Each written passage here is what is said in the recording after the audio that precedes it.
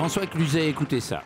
Ce que je reproche fondamentalement aux chiens, c'est d'aboyer. L'aboiement m'apparaît comme le cri le plus stupide, la honte du règne animal, écrit le philosophe Gilles Deleuze.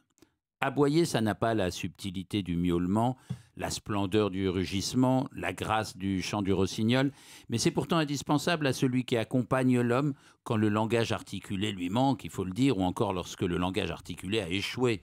Un film comme celui qui vous amène, Le Collier rouge de Jean Becker, adapté du roman de Jean-Christophe Ruffin, qui commence par un chien qui aboie continuellement, sans raison, obstinément, c'est un film où l'on sait que quelque chose de dérangeant est tapis quelque part. Quelque part d'aussi inaccessible à nos sens humains qu'un signal en ultrason. Quelque chose dont il faut nous avertir, et on sait déjà consciemment que le film va servir à ça. Un chien qui aboie, c'est un arrière-plan menaçant, un mystère déjà perçu par l'animal qui réclame notre attention. Et puis c'est la guerre, honte du règne humain. Et le chien qui court parmi les poilus se bat avec eux, lui en pleine guerre de 14, encore inconscient que 70 ans plus tard, Gilles Deleuze en ferait la honte du règne animal.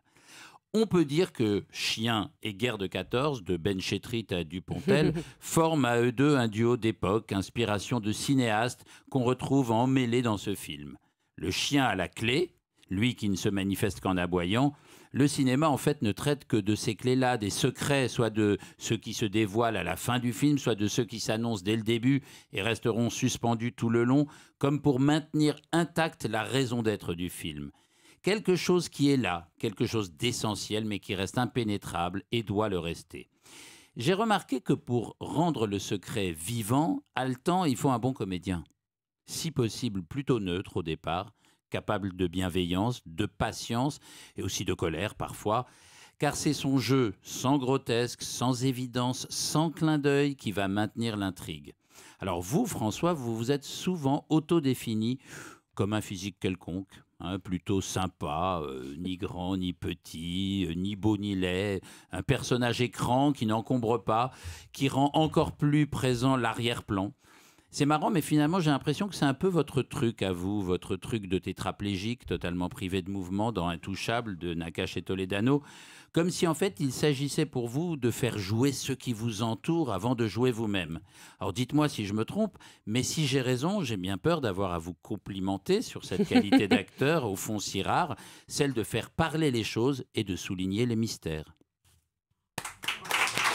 C'est François Cluzet qui nous demande d'applaudir. Pour moi, tu viens de donner la définition de l'interprète, tu comprends? Parce que si c'est pour faire un numéro, si c'est pour tirer la couvrante, si pour ne voir que...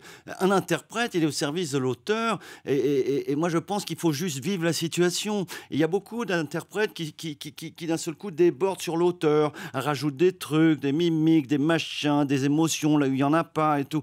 Moi, je pense que le plus intéressant pour nous, c'est de prêter son intérieur. Ouais. On s'abandonne et on donne un jeu qui est organique et non pas un jeu cérébral où on se dit là je vais faire un effet, là je vais faire ci, là je vais faire ça.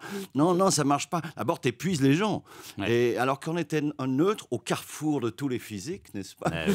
Eh bien finalement l'habit fait le moine. Exactement. Moins il y a d'ego et mieux ça marche. Très bien.